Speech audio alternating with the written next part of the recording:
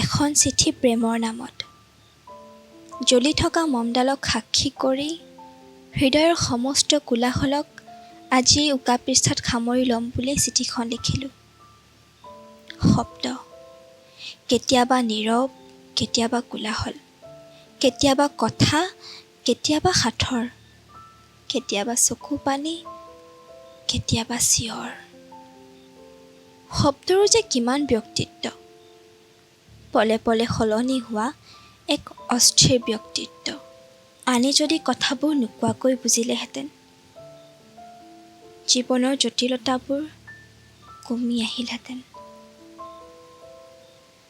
কেতিয়াবা মোৰ নিজলৈ বৰ পুতৌ জেগে, কেতিয়াবা আকৌ খঙো উঠে।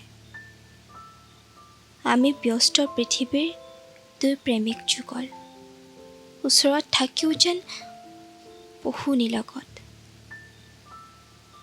যান্ত্ৰিক যুগত বাৰু অনুভৱবোৰো যান্ত্ৰিক হৈ উঠিছে নেকি? নাই, অনুভৱবোৰ যান্ত্ৰিক হ'ব নোৱাৰে। আমি প্ৰত্যেকেই কিছুমান সম্পৰ্কত বান্ধ খাই থাকোঁ। গতিশীল পৃথিৱীত উন্নতিৰ জখলা বগাবলৈ গৈ কিমান যে সম্পৰ্ক স্থবিৰ হৈ ৰৈছে। সম্পৰ্কবোৰ ধৰি ৰখাৰ দায়িত্ব সকলোৰে। এই চেষ্টা একপক্ষীয় হ'লে সম্পৰ্কটো ঠুনুকা হৈ পৰে। কাৰোবাৰ ভাল পোৱা, কাৰোবাৰ আন্তৰিকতা, কাৰোবাৰ মৰমৰ এনেদৰে সুবিধা ল'ব নালাগে যে সেই ব্যক্তিজনে শব্দকেইটাক ঘৃণা কৰিবলৈ লয়। ৰাতিপুৱা শুই উঠি এজন মানুহৰ কথাই মনলৈ আহে। ফোনটো হাতত লৈয়ে গুড মৰ্ণিং মেছেজটো দিহে ভৰিখন পকিত থোৱাটো আজিকালি এক অভ্যাস। অৱশ্যে তেওঁৰ বাবে এই মেছেজটো কিমান গুৰুত্বপূৰ্ণ সেয়া পিছৰ কথা। কেতিয়াবা ভাবোঁ, সেই চেষ্টাৰ ইয়াতেই পৰিসমাপ্তি ঘটাওঁ নেকি? নাই, নোৱাৰোঁ, সম্ভৱেই নহয়।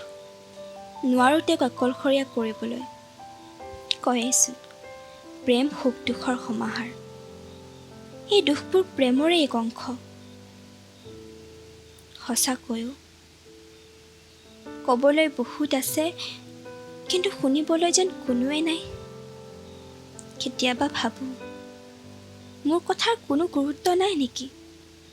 নে ময়েই নিজক গুৰুত্বহীন কৰি তুলিছোঁ?